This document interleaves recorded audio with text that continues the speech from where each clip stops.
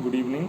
Today we'll talk about how to state hypothesis. I am Dr. Nishith, and as a chairperson of Institutional Research and Review Board, I am seeing all the synopsis of the PGs which they have submitted, and I find that most of them are having difficulty in stating hypothesis. So today we'll discuss how to write hypothesis or what to write in the column hypothesis or what is hypothesis or what is a alternate hypothesis. All these terms in today's discussion. Though this is a part of the larger course of research methodology, probably we'll take that later. Today we'll confine us to this. See, when we start a research will have a research question. That is what question you want to answer through that research. What is that specific problem that you need to address in the society or for the community or for the scientific community or for the dentist or for the doctor or for the patient or for the science, whatever it may be. That question, when we state in form of a proposed theory, that is hypothesis means proposed theory. So some theory which we propose, that is called as the hypothesis. So suppose let's take example, we take a hypothesis or a question regarding that if any drug, say drug X, is it beneficial in the management of oral lichen planus. See, I'm an oral medicine person, so I'll talk mostly about oral medicine. Is drug X useful in management of oral lichen planus? So you want to test, your synopsis says that you are doing a study in which you are comparing drug X in the management of oral lichen planus. So your research question is drug X efficient in the management of oral lichen planus? Now your hypothesis will say that that means you believe or you mean to say that, or you want to prove through your research that drug X is beneficial in management of oral lichen planus. Most of the time when you test a drug or when you test a new method or a test a cement or a test a filing system, anything, we compare it with some gold standard. Because suppose if I say that drug X is good, the patients are getting treated, they are giving good result, but the reason may be that they are getting treated on their own. Even if we would not have treated, they would got of the same result. Or so for that, in those cases we test them with a placebo or where we are not giving any drug. There are a lot of ethical issues come, or sometimes we compare them with a existing gold standard drug. So for example, for lichen planus, most of the time we use prednisolone.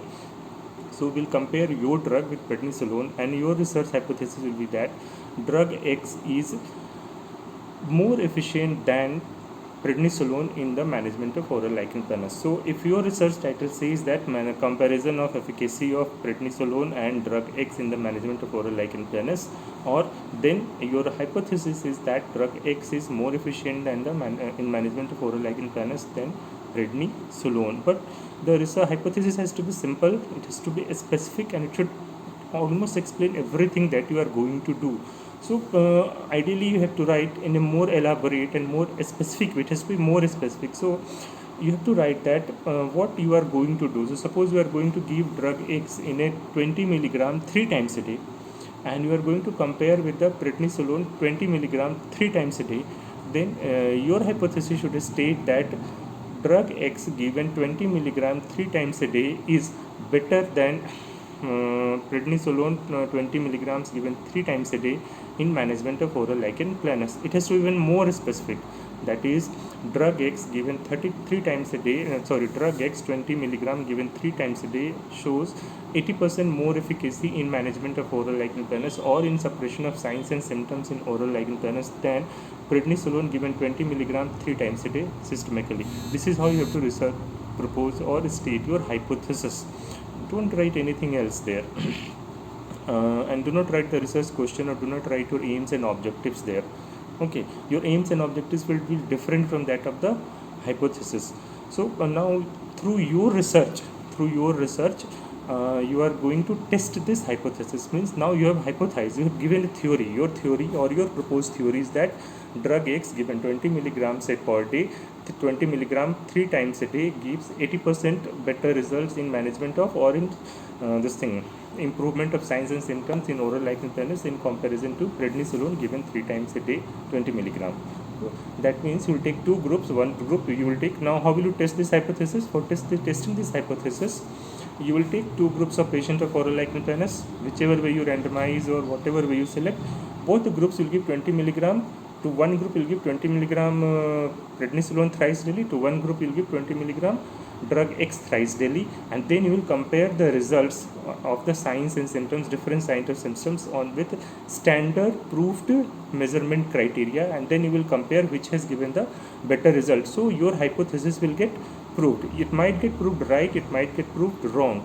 Now every hypothesis, or your hypothesis also called as alternate hypothesis, every alternate hypothesis will have a null hypothesis. Null hypothesis nullify, nothing is there. So the null hypothesis will say that drug X given 20 milligram per day and 20 milligram in 3 doses thrice daily per day in the management of oral lichen planus does not give better result than prednisolone 20 milligrams given thrice daily. That means null hypothesis is opposite to your alternate hypothesis. It says that your hypothesis is wrong. Now when you find out the results, then after results either the alternate hypothesis is correct or null hypothesis is correct. Every research will have one alternate hypothesis and one null hypothesis. We do not need to write null hypothesis because that is understood is the reversal of the alternate hypothesis, and then in research we test the alternate hypothesis. Okay.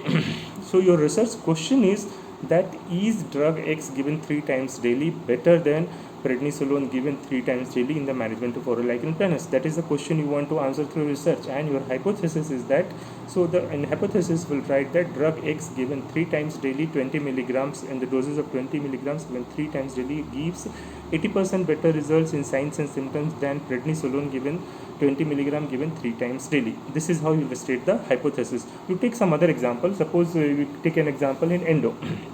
Now in endo I have seen some synopsis, or usually what you do that you compare two filing system for the rotary endodontics. So you say that one system of XYZ system of rotary endodontics gives you are comparing two system of endodontics for retrieving obturated material from the pre-obturated canals during retreatment.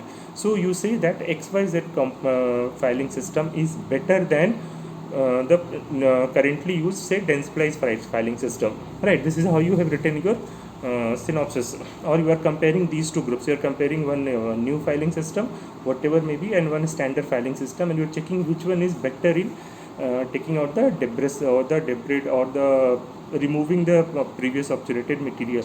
So here what we are going to write in hypothesis, that your hypothesis is that the XYZ file system is 70-80% or simply more efficient in removing the pre-obturated the gutta percha or the sealant cement from the obturated canals in retreatment cases as compared to the Dentsply's filing system. This is your alternate hypothesis will be. Suppose you are doing an prosto, you are doing some studies of some cement which is joining the, you are checking the efficacy of cement or the strength of cement while bonding metallic cement with the prepared tooth. So you are comparing two cement system, one XYZ cement system and one say GC Fuji. So in your thesis you are comparing these two groups. So your hypothesis will say that the XYZ cement system is more efficient or has more strength, more bonding strength, whatever the term may be. You are better person to write that. I am not very well versed with that. So we'll write that XYZ cement system has a higher bonding strength, or this much higher bonding strength as compared to Dentsply's GC Fuji's bond when used for cementing metal ceramic crowns with a prepared tooth under whatever criteria. This is how you will state the hypothesis. Your null hypothesis will be exactly opposite to this, and your research will answer this question or will test this hypothesis. Suppose you are doing a in oral pathology, you are doing a population based study where you are comparing the you are checking the efficacy of assessment of leukoplakia with the habit of smoking or say gutkha chewing.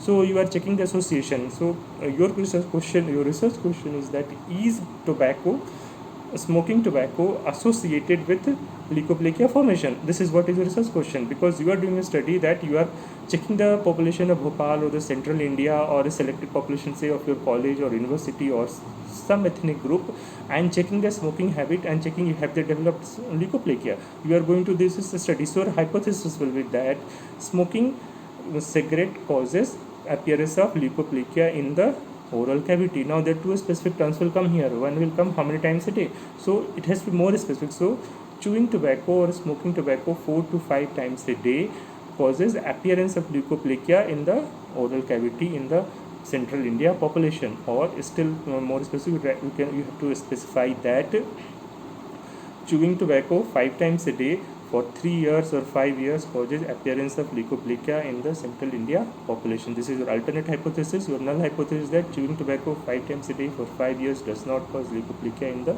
oral cavity in Central India's population. So this is how you will write all this. What the terms or what specification will use depends upon the criterias or the inclusion exclusion criteria or the method source of data, however you are selecting depends on that, but this is way you have to state your hypothesis. So I hope the thesis which I will get now will have a proper hypothesis written. Thank you for patiently listening me.